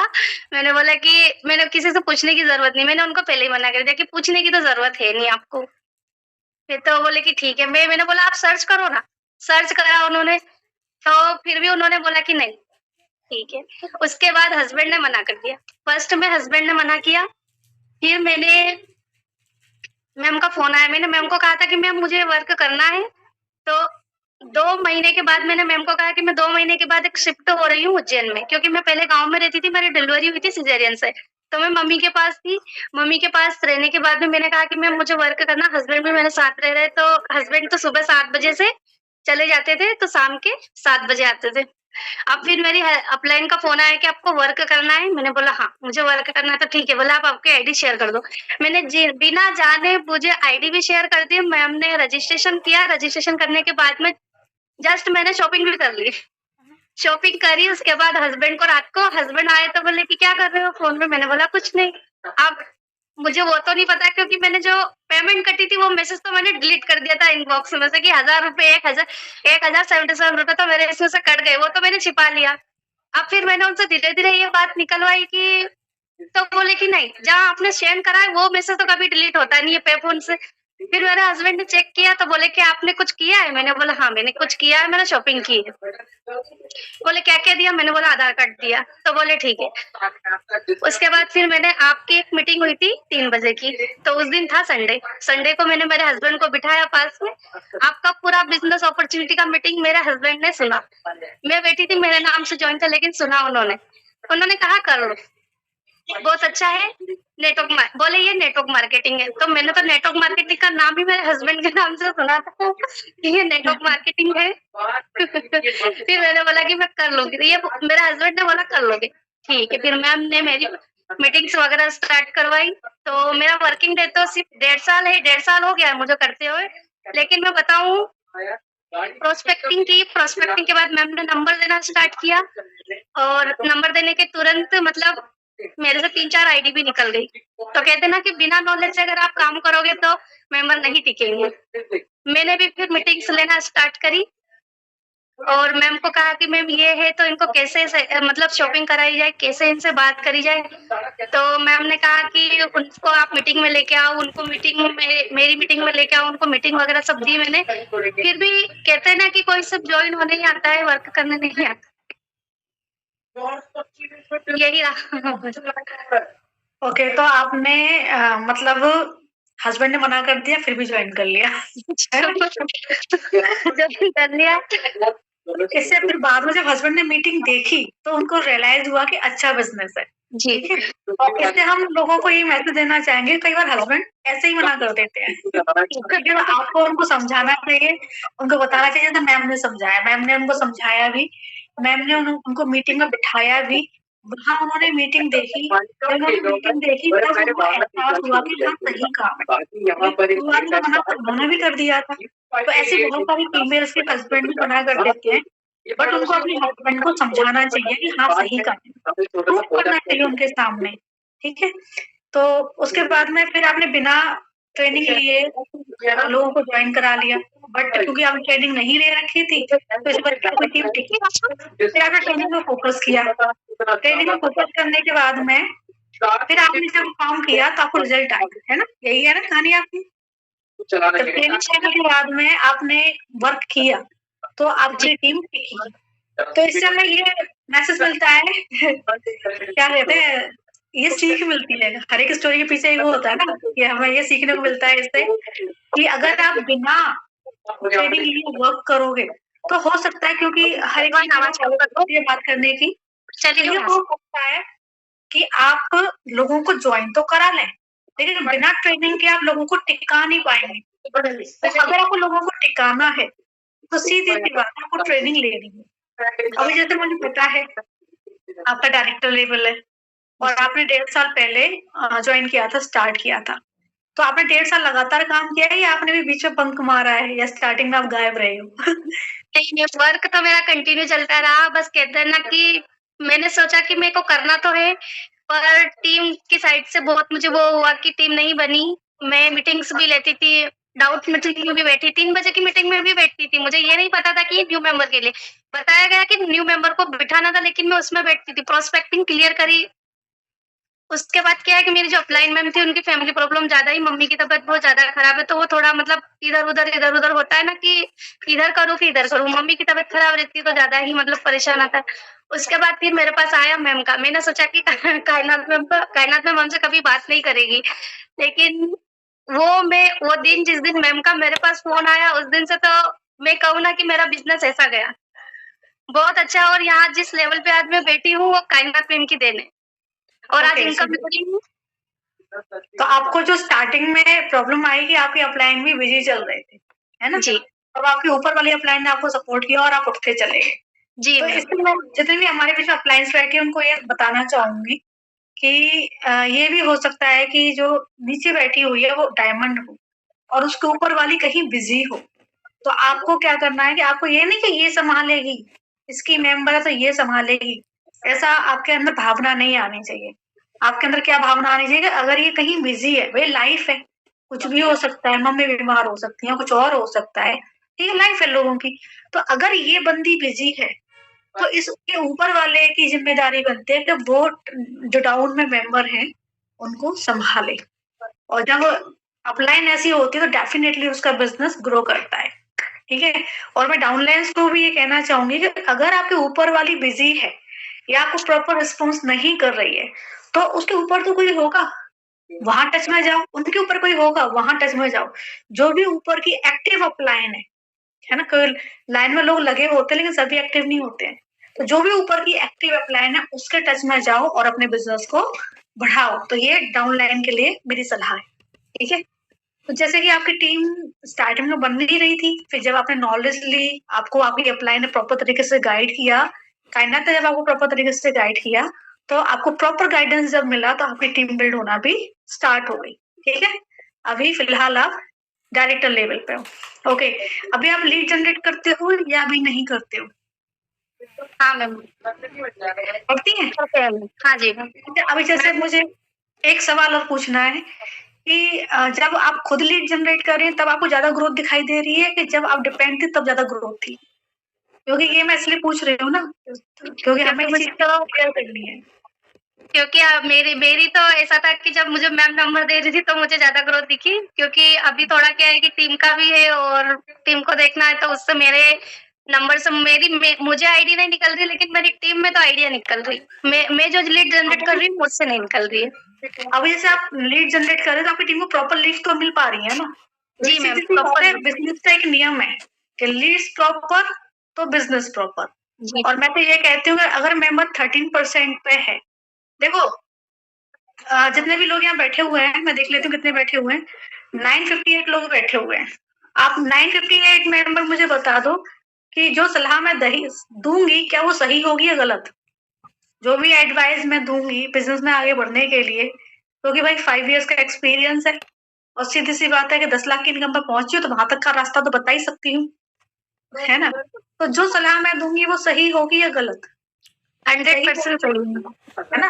और सही होगी तो सीधी सी बात है आप लोगों को माननी भी चाहिए। अगर आपको बिजनेस बढ़ाना है तो मेरी सही सलाह माननी भी चाहिए। तो मैं सलाह देना चाहूंगी कि हम बोलते हैं 3 महीने, 3 महीने हम बोलते हैं कि 3 महीने हम सपोर्ट करेंगे, फिर आप लीड खुद से जनरेट करें। तो मैं आपको यही बोलूँ कि जो भी मेंबर लीड खुद से जनरेट करते हैं वो जल्दी बिजनेस में ग्रोथ करते हैं। क्योंकि मेरी खुद की भी मेंबर्स हैं, मैंने खुद ने भी न्यू लेग स्टार्ट करी है ना? अभी 2024 में 2024 में मैंने खुद ने कुछ न्यू लेग स्टार्ट करी। तो जिन लेग्स ने शुरू से ही लीड जनरेट करी उनकी ग्रोथ बहुत ज्यादा रही। मतलब ये मान लो कि 1 साल के अंदर अंदर वो एलवीपी निकल गई। और जिन लोगों ने लीड्स मतलब खुद से नहीं स्टार्ट मतलब खुद से जनरेट नहीं करी, मेरे ऊपर डिपेंड रहे, उन लोगों की ग्रोथ इतनी ज्यादा नहीं रही। समझ में आ गया? ये मेरा 2024 का एक्सपीरियंस बता रही हूँ आपको, मेरी टीम का। क्योंकि मैंने पिछले साल में कुछ न्यू लेग्स स्टार्ट कर रही थी, तभी तो मैंने रेड डायमंड किया। कैसे हो जाता रेड डायमंड लेग में स्टार्ट करती तो जिन लेग्स ने लीड खुद से जनरेट करी वो तेजी से ग्रो करी, और जिन लेग्स ने लीड जनरेट नहीं करी वो धीमे धीमे ग्रो करी। ठीक है ना? तो मैं आपको यही बोलूंगी, तेजी से ग्रो करना है तो लीड खुद से जनरेट करो। ये मत सोचो कि पहले हमें आएगा फिर हम लगाएंगे। दुनिया का कोई बिजनेस ऐसा नहीं होता है। अच्छी बात यह है कि आपको लिटिल बिट लगाना है। सही कहा ना मैंने? जी मैम। इस बिजनेस में कोई 5-10 लाख तो लगाने नहीं है, हमें इस बिजनेस में लिटिल बिट लगाना है, जरा सा लगाना है। और इतना सा लगा के हम इतना कमा सकते हैं जो किसी और बिजनेस में हम कमा भी नहीं सकते। 10 लाख किसी और बिजनेस में पॉसिबल है क्या? 5 पॉसिबल है, वो भी 5 इयर्स में। ठीक है ना? तो बेस्ट अपॉर्चुनिटी है। तो जैसे कि अभी आप डायरेक्टर हैं, है ना? तो आप 1.5 साल का आपका समय है, आपकी स्टार्टिंग में टीम धीरे धीरे बनी। अभी आप जैसे डायरेक्टर हैं तो आपका क्या प्लान है अभी इस साल का 2025 का? गोल क्या है आपके? मेरा ये है मैम कि जो भी डायरेक्टर मतलब मेरी फर्स्ट लेग से 3 डायरेक्टर निकलने वाले हैं, तो मुझे उनको क्वालिफाइड करवाना है। बस यही गोल है, वो डायरेक्टर क्वालिफाई हो जाएंगे अच्छे पीवीपीवी से।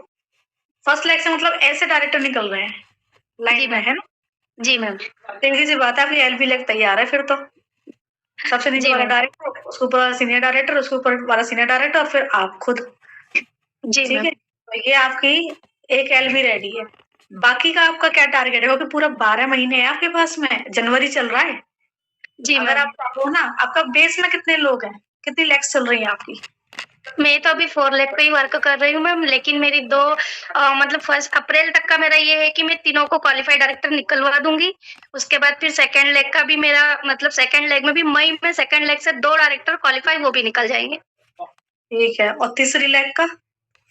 तीसरी लेग का अभी थोड़ा मतलब चल रहा है, मेंबर आ रहे हैं जा रहे हैं, बस उसमें थोड़े मतलब वो लगा हुआ है कि प्रॉब्लम आ रही है उसमें। तो वो भी मैं मतलब प्रोस्पेक्टिंग तो कंटिन्यू है मेरी कि मैं करती हूँ प्रोस्पेक्टिंग, तो उसको भी मैं खड़ी कर लूंगी। और 4 लेग अगर आप थोड़ा सा और तेज दौड़े तो लाख है, और अगर जिस स्पीड से आप चल रही हैं उसी स्पीड से भी चलेंगी तो 80,000 है आपकी इनकम।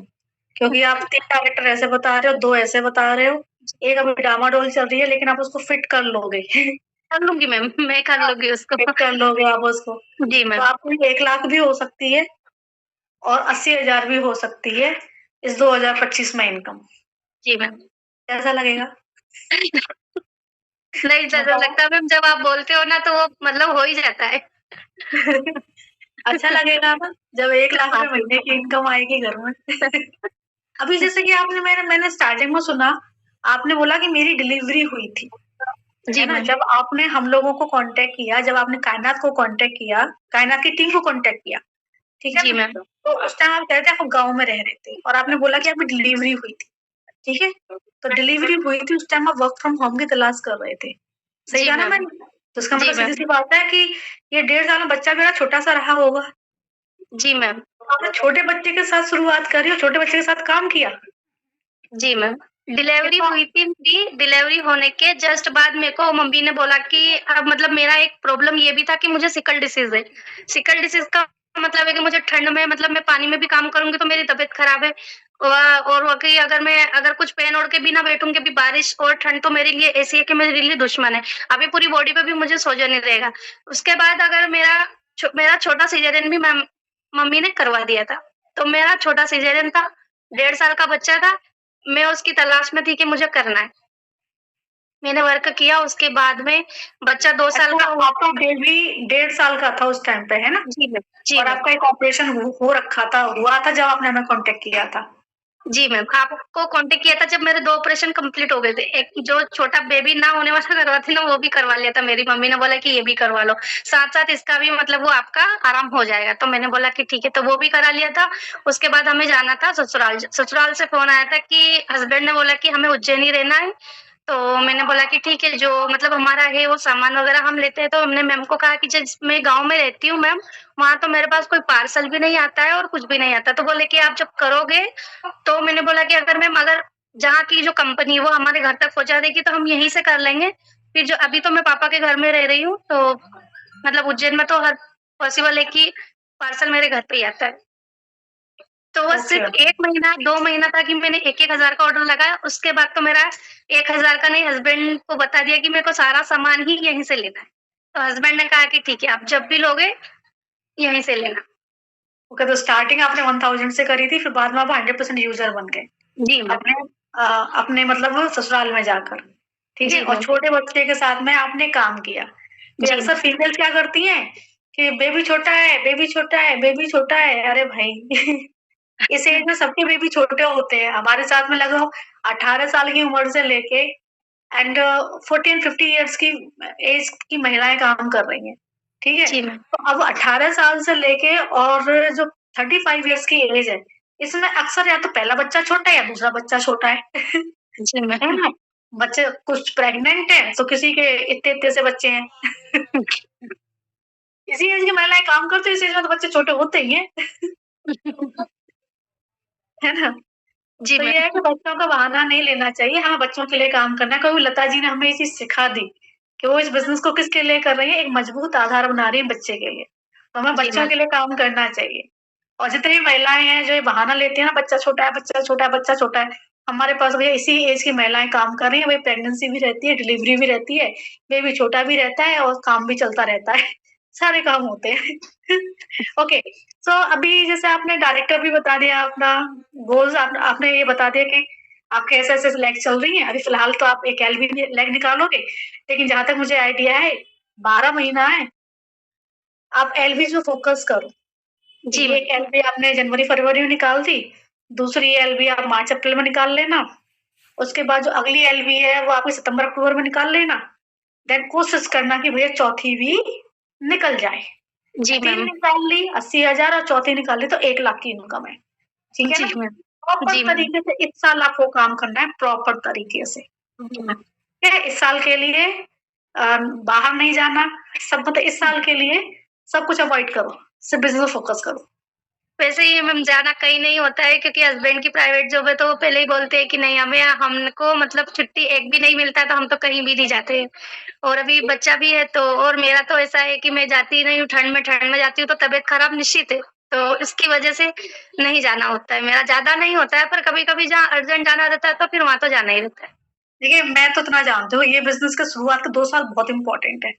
अगर जी किसी मैम। ने शुरुआत के 2 साल अच्छे से दे दिए, कंसिस्टेंसी के साथ दे दिए, कंसिस्टेंसी ज़रूरी होती है। जैसे वो मैम अभी लता मैम बता रही थी कि स्टार्टिंग में वो प्रॉपर तरीके से बिज़नेस नहीं कर रही थी, बंक मार रही थी, तो टीम बनाई भी, तो टूट गई। क्यों? क्योंकि कंसिस्टेंसी नहीं थी, है ना? तो शुरुआत के 2 साल बहुत इम्पोर्टेंट होते हैं। अगर आप कंसिस्टेंसी के साथ में वर्क करते हो, तो आपका क्या बढ़ता चला जाता है। और जब आप एक बार एक ऐसे मुकाम पे पहुँच जाओ ना कि आप काम नहीं भी करो तो भी पैसा आए, तो मुकाम आता है 2 साल और 3 साल बाद। किसी-किसी का 2 साल में ही आ जाता है और किसी-किसी का 3 साल में आता है। ठीक है ना? तो 2 साल अपने झोंक दो और जो आप 2 साल अपने झोंक दोगे ना, ठीक है? वो आपको फ्यूचर में क्या है कि आराम से पैसे देंगे। और ये नहीं है कि जैसे अगर आपका समय बर्बाद हो गया है ना? स्टार्टिंग में आपको बिज़नेस में विश्वास नहीं था, आपका समय बर्बाद हो गया, तो अब कुछ नहीं हो सकता है। तो लता मैम की स्टोरी हमें ये भी शेयर कर रही है कि रुके रहोगे, धैर्य रखोगे, तो कामयाबी एक ना एक दिन ज़रूर मिल जाएगी। तो अगर बाई चांस आपका 6 महीने शुरुआत के खराब हो गए, 1 साल शुरुआत का खराब हो गया, 1.5 साल खराब हो गया, घर में कुछ ऐसी समस्या थी कि जिसको आप अवॉइड नहीं कर सकते थे, ठीक है ना? तो भी कोई दिक्कत नहीं है, रुके रहोगे तो आप सफल हो जाओगे, रीस्टार्ट कर लोगे तो आप सफल हो जाओगे, है ना? तो सफलता 100% है अगर आप टाइम देते हो तो, ओके? तो अभी आपने गोल भी हमें बता दिए, हमारी जो साथ में फीमेल्स वर्क कर रही हैं, चाहे वो स्टूडेंट है, चाहे वो हाउसवाइफ है, चाहे वो वर्किंग लेडी हैं, आप उनको क्या मैसेज देना चाहोगे? मैम उनको भी यही मैसेज देना चाहूँगी कि चाहे टीम देर से बने लेकिन टीम मोदी केयर में 100% बनती है और हमें उनके साथ टीम जैसा व्यवहार नहीं, हमें उनके साथ रिलेशन वाला व्यवहार बनाओगे तो हम नहीं भी रहेंगे, जिस दिन हम मीटिंग में नहीं रहेंगे उस दिन हमारे पास फ़ोन आने लग जाएँगे। ऐसा रिलेशन बनाओगे ना तो आप 100% यहाँ पे कामयाब। सही बात है। हाँ, ये चीज़ है कि हमारी टीम के साथ बॉसी बिहेवियर नहीं करना है। हमें हमारी टीम के साथ में बड़ी बहन जैसा बिहेवियर करना है। जी प्यार मैम। से रहना है, उनको सपोर्ट करना है, उनकी समस्याओं को समझना है और समस्याओं को समझते हुए उनके साथ में काम करना है। तो ये है कि हमारा बिहेवियर बहुत इम्पोर्टेंट है इस बिज़नेस के अंदर, ठीक है? तो अपनी मैंने डाउनलाइन के ऊपर प्लीज़ बॉसी बिहेवियर ना करें। कुछ लोग करते हैं, उनको कह रही हूँ मैं। मैंने इस बात रुचि का मैम से सुना था रुचि मैम से सुना था कि यहाँ कोई सीनियर नहीं है। हम कंपनी हमारी है तो हम ही कंपनी हमारी है तो ये मान के चलें कि कंपनी हमारी है, यहाँ पे कोई सीनियर नहीं है। तो ऐसे अगर वर्क करोगे तो आप 100% यहाँ पे सफल हो गए। बिल्कुल सही कहा था सफल उन्होंने। होगे। बिल्कुल जी सही मैम। कहा था उन्होंने कि देखो जो जी पहले मैम। आ जाता है उसको हम अपर लाइन कहते हैं और जो बाद में आता है उसको डाउन लाइन कहते हैं, ठीक है? जी मैम। बस यही डिफरेंस होता है अदरवाइज़ जो पहले आ गया सीनियर होता है, जो बाद में आता है वो जूनियर होता है। बस यही डिफरेंस होता है। बाकी जो पहले आया है उसको बड़ी बहन की तरह बिहेवियर करना चाहिए और अपनी टीम के साथ प्यार से रहना चाहिए, उनको समस्याओं को समझते हुए उनके साथ में काम करना चाहिए। और जो जी मैम। हमारे जूनियर हैं उनको भी एक चीज़ का ध्यान रखना चाहिए कि आपकी अपलाइन आपसे पहले आई है तो आप उनके लिए रिस्पेक्ट रखेंगे, है ना? उनके लिए रिस्पेक्ट रखेंगे, उनके लिए थैंकफुल रहेंगे। ये एक हर एक जो डाउनलाइन होती है उसको ये करना चाहिए। क्योंकि जो बड़ी बहन आती है या बड़ा भाई होता है, उसका छोटा भाई पैर छूता है, ठीक है ना? लेकिन बड़ा भाई भी अपने छोटे भाई के प्रति स्नेह रखता है। तो अपलाइन को बड़ी बहन की तरह अपनी टीम के प्रति स्नेह रखना चाहिए, प्यार रखना चाहिए, सपोर्ट रखना चाहिए और जो छोटी बहन होती है, उसको अपनी बड़ी बहन के लिए सम्मान रखना चाहिए। मेरा ये कहना है, ठीक है? जी मैम। हाँ, और सबके साथ में ये है कि जैसे कि मैम ने बोला क्या कि यहाँ पे सफलता चाहे मतलब आप यहाँ रुको टीम चाहे आपकी लेट बने, लेकिन सफलता 100% है। किसी की टीम जल्दी बन जाती है, किसी की टीम देर से बनती है। जैसे कुछ लोग होते हैं 6 महीने टीम नहीं बनी तो बौखला जाते हैं, अरे 6 महीने हो गए, कुछ हो तो रहा नहीं है। या 8 महीने हो गए टीम नहीं बनी तो बौखला जाते हैं या 9 महीने मेरे टीम तो नहीं बनी तो बौखला जाते मेरे हैं। मेरे हस्बैंड ने कहा कि टीम नहीं बनी है, 6 महीने हो गए, 2 मेंबर के साथ ही वर्क कर रहे हो। मैंने बोला कि लॉयल्टी आई है मेरी 3000 की, देखो कितना फ्री सामान दिया है आपको, आज तक किसी किराना स्टोर वाले ने दिया है या मॉल डीमार्ट। मेरे हस्बैंड को हर बार डीमार्ट का सामान बड़ा अच्छा लगता था, तो मैंने बोला आपके डीमार्ट वाले ने भी एक प्रोडक्ट भी मुझे फ्री नहीं दिया, देखो मेरी कंपनी ने कितना प्रोडक्ट फ्री दिया है। तो बस उस लॉयल्टी से इतना वो मुझे मिला कि मैं और भी आगे मतलब यहाँ पे फिर उसके बाद मैम का फ़ोन आया, तो जो भी है मैम सिर्फ़ ये कहती थी कि ऋचा जी हो जाएगा बस, तो बस मैंने ठान लिया कि हाँ मैम हो जाएगा। मैम ने रात को मैसेज किया था आपका टेस्ट मैंने बोला मैम हमको बात करना नहीं आएगी मैम के सामने, हम आपके सामने नहीं बोल सकते, तो मैम के सामने तो बोल ही नहीं सकते, हो जाएगा ऋचा जी। मैंने बोला ठीक है मैम, हो जाएगा, अगर आप बोल रहे हो तो 100% हो जाएगा। अब मैं डरावनी लग रही हूँ, मेरे पास सीन दिख रहे हैं। मैं तो किधर प्यारी सी हूँ, नाम भी मेरी मम्मी ने लवली रखा है। नहीं, डर वाली बात नहीं है मैम, बस पता नहीं अपने आप से मतलब आवाज आना ही बंद हो जाती है कि क्या बोलेंगे। सही बात है, कोई बात नहीं। ओके, चलो, तो आपसे मिलके हमें बहुत अच्छा लगा। और जैसे कि अभी मैम कह रही थी 6 मंथ टीम नहीं बनी थी, लेकिन आफ्टर 6 मंथ टीम बन गई। तो दोनों मैम हमें ये सिखाती हैं कि धैर्य रखो, जी धैर्य रखो। अगर आप रुके रहोगे तो बिजनेस में आगे बढ़ जाओगे। जैसे लता जी ने जो हमें बताया कि धैर्य रखो, ये भी कह रही है कि 6 मंथ टीम नहीं बनी लेकिन बाद में बनने लग गई, तो धैर्य रखो। इन्होंने भी यही सिखाया हमें कि धैर्य रखो, ठीक है। एक रानी जी हैं जो बेचारी पेशेंसली टिकी रही लता जी के साथ में, तो उनकी तरफ से भी हमने यही सीखा कि वो टिकी रही तो आज वो सक्सेसफुल है। तो धैर्य बहुत इंपॉर्टेंट है, कंसिस्टेंसी भी इंपॉर्टेंट है, रेगुलर वर्क भी इम्पोर्टेंट है, लर्निंग्स भी इम्पोर्टेंट है, सीखना भी इम्पोर्टेंट है। अगर ये सारी चीजें अपने अंदर रख लोगे ना तो सफलता आपको 100% मिलेगी, ठीक है। तो चलिए, आप कोई भी हो, चाहे होम मेकर हो, चाहे स्टूडेंट हो, चाहे वर्किंग लेडी हो, सफल आप 100% होंगे। तो चलिए, बहुत अच्छा लगा आपसे मिलके। अब अभी लास्ट में और बता दो, डरावनी लग रही है आपको? नहीं मैम, मैम वो डर, वो वाला डर नहीं रहता है। मतलब मैं आपको बताऊं कि हमने आप ज्वाइन करा था जब आपकी इनकम सिर्फ 1 लाख थी। अच्छा। मैं 1 लाख से 200 पहुंच गई। तो बस वही है ना कि देखो हमको इंतजार सिर्फ किसका रहता है, एक आपका, एक रुचि मैम का। और मतलब स्टेटस डालते हैं मैम तो देखते हैं कि कायनात मैम की कितनी इनकम आई है, मैम की कितनी आई है, फर्स्ट से स्टेटस देखते हैं। पहले हमारी इनकम हमने चेक नहीं की कभी भी। अच्छा, फिर उस पर वो लेते हैं एनर्जी इनकम से। मेरे हस्बैंड शाम को आते हैं तो बोलते हैं कि वाह कितनी अच्छी इनकम आई है मैम की, 10 लाख इनकम आई है। मैंने बोला फिर तो बस यही है कि हमारे हस्बैंड तो बोलते हैं कि अगर आपकी 50,000 भी आ गई तो हम मतलब इतना भगवान का शुक्र अदा करेंगे कि हमारी वाइफ आपसे ना आगे से जुड़ जाएंगे मेंबर, कि आपकी मतलब जो आपको बोल रहे कि कुछ नहीं कर पाओगे। आपकी इनकम इस साल में 80,000 से लेकर 1 लाख आएगी। Thank you so much ma'am. तो आपका स्ट्रक्चर आप मुझे बता रहे हो ना, इस आधार पर बता रही हूँ मैं। जी मैम। ठीक है, तो उनको कह देना कि अभी से वो खुश हो जाए। जी मैम। चलिए, थैंक यू सो मच। आपसे मिलके बहुत अच्छा लगा। ऐसे ही ग्रो करते रहें, फुल्ली फोकस के साथ काम करें और ये साल आप ताकत लगा दें अपनी पूरी। जी मैम। अगर ताकत आपने लगा दी तो 1 लाख भी हो सकती है, बाकी 80,000 तो मुझे दिख रहे हैं। Thank you so much ma'am, हमको भी बहुत अच्छा लगा आज आपसे बात करते हुए। मुझे भी अच्छा लगा आपसे बात करके। तो चलिए, दोनों मैम के थैंक यू, पूरी टीम थैंक यू बोलो भाई। आपको कुछ ना कुछ तो सिखाया दोनों मैम ने। लता जी ने बहुत कुछ सिखाया, ये मैम ने भी बहुत कुछ आपको सिखाया, ऋचा मैम ने। 1 मिनट ना, मैं लिंक डाल रही थी। हाँ, ऋचा मैम ने भी आपको बहुत कुछ सिखाया, दोनों से हमें सीखने को मिला। So thank you so much Richa ji, and thank you so much Lata ji कि आप दोनों अपना प्रीशियस टाइम निकाल कर यहाँ पर आए और आपसे हमें बहुत कुछ सीखने को मिला, हमारी टीम को बहुत कुछ सीखने को मिला। फिलहाल हमें मीटिंग ओवर करनी होगी बिकॉज हमारी नेक्स्ट मीटिंग भी है। मैम मेरी हाई करी, वो नहीं बेटा हाई करो। नहीं कोई बात नहीं। तो चलिए फिर अभी हम मीटिंग ओवर कर देते। Thank you so much, and thank you so much Richa ji, and thank you so much Lata ji, आपने भी बहुत कुछ सिखाया हमें। चलिए फिर, बाय बाय ऑल।